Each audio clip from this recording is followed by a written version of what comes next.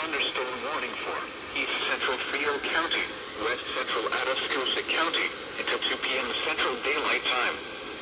At 12:56 p.m. Central Daylight Time, a severe thunderstorm was located over Goldfinch, or 11 miles east of Pearsall, moving southeast at 15 miles per hour.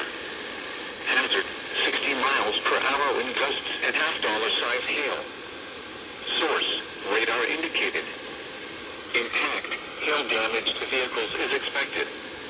Expect wind damage to roofs, siding, and trees. Locations impacted include Charlotte, Goldfinch, Chattel, and Davis. For your protection, move to an interior room on the lowest floor of a building. Torrential rainfall is occurring with this storm and may lead to flash flooding.